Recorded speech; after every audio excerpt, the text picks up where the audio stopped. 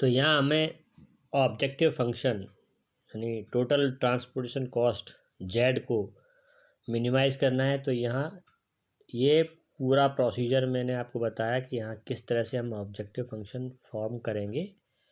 जो एरोज़ हैं उन एरोज़ के आजू बाजू जो लिखा हुआ है ना, वेरिएबल्स और कॉस्ट लिखी हुई हैं, मतलब जो क्वांटिटी लिखी हुई है ट्रांसपोर्टेशन एक्सपोर्ट, टोटल जो ग्रेन हमने एक्सपोर्ट किया है गोडाउन से शॉप्स पर, उन दोनों को मल्टीप्लाई करते जाना है। तो आपको उस शॉप पर टोटल की ट्रांसपोर्टेशन कॉस्ट मिलती जाएगी। फिर सबको प्लस कर देंगे, है ना। 6x, ये जो लिखा है 6x, ये गोडाउन ए से शॉप डी पर ट्रांसपोर्टेशन कॉस्ट है। 3y गोडाउन ए से शॉप ई पर ट्रांसपोर्टेशन कॉस्ट है। फिर ये जो लिखा हुआ है ये गोडाउन ए से शॉप एफ पर ट्रांसपोर्टेशन कॉस्ट है। प्लस ऐसे करते जाएंगे बी से डी, बी से ई और बी से एफ। ठीक है, इस तरह से हमें ये इन सबको ब्रैकेट ओपन करके इस तरह से जब हम एक्स वाई वाले जो टर्म्स हैं उनको सेपरेट करेंगे, एक्स एक्स वाले टोटल कर लेंगे साइन के अकॉर्डिंग, वाई वाले टोटल कर लेंगे साइन के अकॉर्डिंग, और जो कांस्टेंट बचेंगे वो उनको कर लेंगे। तो ये जो आ गया ना, ये आपका ऑब्जेक्टिव फंक्शन है, एक्स वाई में लीनियर आता है ये। तो given problem can be formulate as minimise, ये आपका ये आ गया ये ठीक है, ये आपका ऑब्जेक्टिव फंक्शन बन के आ गया। इसको हमें मिनिमाइज करना है। अब ये कॉन्स्टेंट्स कैसे फॉर्म करेंगे ये समझ लीजिए कि जो भी क्वांटिटी एक्सपोर्ट हो रही है ना, जैसे एक्स वाई ये नॉन नेगेटिव होगी। तो ये जो क्वांटिटीज़ हमने यहाँ गोडाउन ए से शॉप्स पर जो एक्सपोर्ट किए उनमें ग्रेटर देन इक्वल टू के साइन लगाते जाना है। वो आपकी कांस्टेंट्स बनती चली जाएंगी। जैसे हमने यहाँ पर ये एक्स के लिए बना दी, X is greater than equal to 0, Y is greater than equal to, जो कि नॉन नेगेटिव कांस्टेंट्स होती हैं वो तो अंडरस्टूड होती हैं। अब ये जो बनी है ना, यहाँ पर हमने जो एक्सपोर्ट किया है 100 माइनस एक्स माइनस वाई। तो जब हम 100 माइनस एक्स माइनस वाई में ग्रेटर देन इक्वल टू का साइन लगाएंगे और फिर एक्स वाई को उधर ले जाएंगे तो ये बन जाएगा आपका 100 is greater than equal to x plus y. और फिर जब इसको पलट के लिखेंगे x plus y is less than equal to 100 हो जाएगा। तो ये आपकी फर्स्ट कांस्टेंट बन गई। ठीक है, तो ये देखिए यहाँ पर बनाया, ये एक्स प्लस वाई इसकी लेस देन इक्वल टू 100 है। वही 100 minus x minus y greater than equal to 0 है ना, ये था ना ये वाली। उसी में जब हमने उसको ग्रेटर देन इक्वल टू 0 करा और फिर उसको सिंप्लीफाई किया तो x plus y is less than equal to 100 हो गया। ऐसे ही जो बाकी की और कांस्टेंट्स हमने बनाई हैं यहाँ पर, वो भी इसी तरह से बनाई हैं। जो क्वांटिटी हमने गोडाउन से शॉप्स पर ट्रांसपोर्ट की है उसी में उस क्वांटिटी को ग्रेटर देन इक्वल टू 0 कर देना, क्योंकि वो क्वांटिटी है ना, क्विंटल में जो क्वांटिटी है वो नॉन नेगेटिव होगी।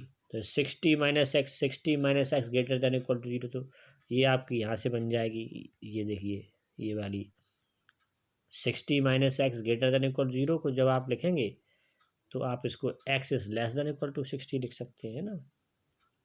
ऐसे ही बाकी की भी कॉन्स्टेंट इसी तरह से बनेंगी। तो ये आपको समझ में आ गया होगा, है ना। ये देखिए एक यहाँ से बन जाएगी ये वाली 50 minus y is less than equal to 50, यहाँ से बन जाएगी आपकी x plus y minus 60 is greater than equal to 0, तो x plus y is greater than equal to 60 यहाँ से। तो ये बता ही दिया आपको, है ना। तो इस तरह से आपकी ये कांस्टेंट बन जाएंगी 1 2 3 4 और 5 6, ये तो अंडरस्टूड है नॉन नेगेटिव।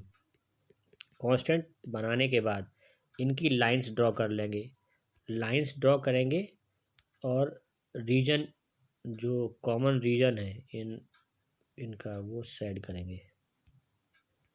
नेक्स्ट पेज पे चलते हैं। यहाँ पर ये देखिए मैंने इनके इनका ग्राफ ड्रॉ किया, और जो कॉमन रीजन आ रहा है ना, ये देख रहे हैं आप, ये वाली जो ड्रॉ की है, ये वाली लाइन, ये लाइन है आपकी x plus y equal to 100 की लाइन है, और स्केल सपोज कर लिया यहाँ पर 10 का, यहाँ 1 2 3 ना लिखते हुए 10 20 30 ग्राफ पेपर पर लिखेंगे, क्योंकि वैल्यूज़ इस तरह की आ रही हैं। जो पॉइंट्स आएंगे, टेबल बनाएंगे अपन लाइन ड्रॉ करने के लिए, ठीक है। ये जो लाइन दिख रही है x plus y equal to 60 की है, और ये जो लाइन दिख रही है ये आपकी y इक्वल टू 50 की है। ये लाइन सिंपल बिना टेबल बनाए ड्रॉ कर सकते हैं।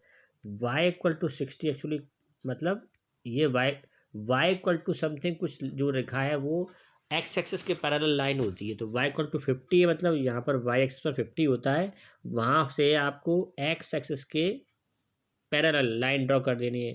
तो इस तरह की y equal to x equal to की लाइंस टेबल बना के ड्रॉ करने की ज़रूरत नहीं है, वो सीध सिंपली ड्रॉ कर सकते हैं। जैसे x इक्वल टू 60 है, तो x की वैल्यू 60 पॉजिटिव x एक्सिस पर यहाँ पर होती है, तो यहाँ एक खड़ी लाइन बना दो, तो यही x इक्वल टू 60 की लाइन है। ऐसी लाइन्स बनाने के लिए टेबल बनाने की ज़रूरत नहीं है, ठीक है। टेबल तो आप इस तरह की लाइन्स के लिए बनाओ, जैसे ये x प्लस वाई, और अगर आपकी प्रैक्टिस अच्छी हो जाती है तो बिना टेबल के भी डायरेक्ट ड्रॉ कर सकते हैं, कोई ऐसा नहीं है कि टेबल बना के ड्रॉ करें, ठीक है।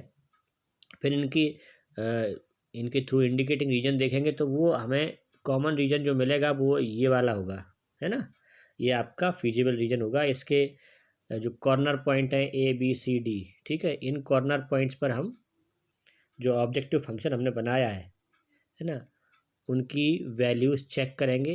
x के प्लेस पर फर्स्ट कॉर्नर पॉइंट 60,0 है, तो इसमें जब x के प्लेस पर 60 और y के प्लेस पर 0 लिखेंगे और सॉल्व करेंगे तो z की वैल्यू 560 मिलेगी। ऐसे ही जो कॉर्नर पॉइंट b है उस पर 620, और बाकी हम देख लेंगे इस तरह से। तो ये टेबल में हमें यहाँ पर z की वैल्यूज़ मिल जाएंगी उन कॉर्नर पॉइंट्स के लिए। उन सभी में देखते हैं कि सबसे जो मिनिमम z की वैल्यू है वो 510 है, और वो कहाँ पर मिल रही है, पॉइंट D पर, यानी कि ये जो पॉइंट है, ये पॉइंट D, इस पॉइंट पर आपको मिल रही है, कॉर्नर पॉइंट D पर z की मिनिमम वैल्यू मिल रही है। और D पॉइंट पर x कोऑर्डिनेट कितना है 10 और y कोऑर्डिनेट कितना है 50, यानी कि अब ये पता चल गया कि गो डाउन से जो हमें ये तो पता चल गया कि मिनिमम ट्रांसपोर्टेशन कॉस्ट क्या होगी, 510 होगी, है ना। अब बाकी के भी आंसर्स दे रहे थे कि गोडाउन ए से हमने गोडाउन डी पर जो ट्रांसपोर्ट किया है वो कितना क्विंटल किया है, वो पूरा सप्लाई भी लिखना है। तो देखो गोडाउन ए से हमने गोडाउन ए से शॉप डी के लिए जो ट्रांसपोर्ट किया था वो था x क्विंटल, और x की वैल्यू कितनी मिली यहाँ पर हमें 10। तो x वो यहाँ पर ये मैंने जो टेबल बनाई है, ये टेबल वो हमें सप्लाई बता रही है कि सप्लाई हमने कहाँ से कितना किया, ठीक है। इस सप्लाई को, ये सप्लाई भी अपने आंसर का पार्ट है, तो यहाँ पर सप्लाई बताने के लिए ऐसा किया है। तो जो भी एरोस लगे हुए थे, जो क्वांटिटी थी, जैसे अभी वहाँ डायग्राम में देख लेना आप, ठीक है, 60 माइनस ऐसा कुछ लिखा था, 50 माइनस वाई लिखा था, 60 माइनस एक्स लिखा था। तो वो वहाँ पर जो भी लिखा हुआ है उसमें एक्स वाई की रिस्पेक्टिव वैल्यूज़ लिखते जाएंगे, तो आपको ये supply from godown to shops मिलते जाएंगे, कितना कितना सप्लाई हुआ, कितने क्विंटल सप्लाई हुआ। तो ये यहाँ पर मैंने टेबुलर फॉर्म में उस डेटा को यहाँ पे लिख दिया है। तो ये भी हमारे आंसर का पार्ट है, तो ये भी आंसर है। और ये जो आपको आया ना 510, वो भी आपका आंसर है। It is the minimum transportation cost, और ये जो लिखा है ये सप्लाई है, ये भी सप्लाई भी हमें बतानी थी क्वेश्चन में। तो ये हमारा इस तरह से क्वेश्चन कंप्लीट होता है, चैप्टर कंप्लीट होता है। तो अब एक दो क्वेश्चन और बचे हैं ट्रांसपोर्टेशन वाले, आप सॉल्व कर लेना। मैं आपको एक हेल्प के लिए सॉल्यूशन PDF भी भेज रहा हूँ, इसके बाद हम प्रोबेबिलिटी स्टार्ट करते हैं।